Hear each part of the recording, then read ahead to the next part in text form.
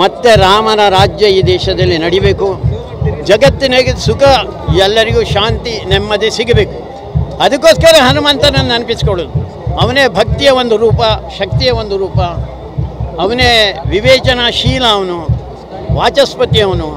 ಅದಕ್ಕೋಸ್ಕರ ಅವನನ್ನು ನೆನೆದರೆ ಎಲ್ಲರಲ್ಲಿ ಕೂಡ ಒಳ್ಳೆ ಮಾತು ಬರುತ್ತೆ, ಒಳ್ಳೆ ಚಿಂತನೆ ಬರುತ್ತೆ. ಅದಾಗಬೇಕು ಅಂತೇಳಿ ಮತ್ತೊಮ್ಮೆ ಹನುಮಂತನ ನೆನಪಿಸ್ತಾ, ರಾಮನನ್ನು ನೆನಪಿಸ್ತಾ ಮಾಡುವಂಥ, ಎಲ್ಲರಿಗೂ ಕೂಡ ಚಿಂತನೆಯನ್ನು ಕೊಡುವಂಥ ಒಂದು ಕಾರ್ಯಕ್ರಮ. ಸರ್ಕಾರ ಹಿಜಾಬನ್ನು ನಿಷೇಧ ಮಾಡಿತ್ತು, ಆದರೆ ಸಿದ್ದರಾಮಯ್ಯನವರು ಹೇಳಿದ್ದಾರೆ ಹಿಜಾಬನ್ನು ವಾಪಸ್ ತಗೊಳ್ತೀನಿ, ಸ್ಟೇಟ್ಮೆಂಟ್ ಕೊಟ್ಟಿದ್ದಾರೆ ಸರ್. ಒಂದೊಂದ್ಸಲ ರಾಜಕೀಯದವರಿಗೆ ಹಾಗೆ ಹುಚ್ಚಿಡುತ್ತೆ. ಯಾವುದೋ ರಾಜಕೀಯ ಇದಕ್ಕೆ ಹೇಳಿಬಿಡ್ತಾರೆ ಹಿಜಾಬ್ ಹಿಂದೆ ಆಜ್ಞೆಯನ್ನು ಹಿಂದೆ ತಗೊಳ್ತೇವೆ ಅಂತ. ಆಜ್ಞೆ ಅಂತ ಏನು ಇರಲೇ ಇಲ್ಲ, ಅದು ಮೊದಲಿಂದ ಇದೆ. ಎಲ್ಲರೂ ಸಮವಸ್ತ್ರ ಧರಿಸಬೇಕು ಅಂತ ಹೇಳಿದಾಗ ಆ ಶಾಲೆಗೆ ಹೋಗ್ಬೇಕಾದ್ರೆ ಸಮವಸ್ತ್ರ ಧರಿಸಲೇಬೇಕು, ಹಿಜಾಬ್ ಹಾಕ್ಕೊಂಡು ಹೋಗೋದಾಗೆ. ಅದು ಪ್ರತ್ಯೇಕತಾವಾದ ಅಂತ. ಪ್ರತ್ಯೇಕತಾವಾದಕ್ಕೆ ಹಿಂದೂ ಅವರು ಬೆಂಬಲ ಮಾಡಿದ್ರು, ಈಗಲೂ ಮತ್ತೆ ಬೆಂಬಲ ಮಾಡ್ತಾರೆ. ಭಾರಿ ಡೇಂಜರಸ್ ಒಂದು ಪೊಸಿಷನ್ ಅದು.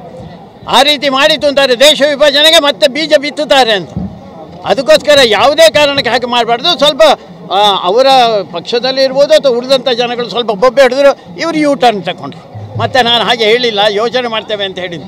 ಯೋಚನೆ ಕೂಡ ಬರಬಾರ್ದು, ಅದು ದೇಶದ್ರೋಹದ ಯೋಚನೆ. ಅದು ಮತ್ತೊಮ್ಮೆ ದೇಶ ಒಮ್ಮೆ ಗೊತ್ತಾಗಿಲ್ವಾ ದೇಶ ವಿಭಜನೆ ಆಗಿದೆ, ವಿಭಜನೆ ಆದ್ದರಿಂದ ಎಷ್ಟು ನಷ್ಟ ಆಯಿತು, ಎಷ್ಟು ತೊಂದರೆ ಆಗ್ತಾಯಿತ್ತು, ಈಗಲೂ ತೊಂದರೆ ಆಗ್ತಾಯಿದೆ ಅಂತ.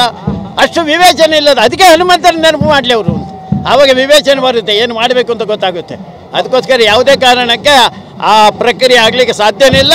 ದೇವರ ದಯದಿಂದ ಅವರಿಗೆ ಒಂದು ಸ್ವಲ್ಪ ರಾಮ ಹನುಮಂತ ಬುದ್ಧಿ ಕೊಟ್ಟಿದ್ದಾರೆ ಅಂತ ಕಾಣುತ್ತೆ. ಯೋಚನೆ ಮಾಡ್ತೇವೆ ಅಂತ ಹೇಳಿದರೆ ಸರಿಯಾದ ಯೋಚನೆಯನ್ನು ಮಾಡಲಿ ಅವರು. ಅಲ್ಲಲ್ಲ, ಅವರು ಮಂತ್ರಿಗಳು ಮಂತ್ರಿಮಂಡಲದಲ್ಲಿ ಇರಬೇಕಲ್ಲ. ಅದಕ್ಕೋಸ್ಕರ ಮಂತ್ರಿಮಂಡಲದಲ್ಲಿ ಇರಬೇಕು ಅಂತ ಅವ್ರು ಹೇಳ್ತಾ ಇದ್ದಾರೆ ಅಷ್ಟೇ. ಅವ್ರ ಹತ್ರ ಮತ್ತೆ ಕೇಳಿ, ದೇಶ ವಿಭಜನೆಗೆ ಇದು ನಾಂದಿ ಆಗೋಲ್ವಾ? ಇದು ಈ ರೀತಿ ಪ್ರತ್ಯೇಕತೆಯ ಬೀಜವನ್ನು ಬಿತ್ತಿದ್ರೆ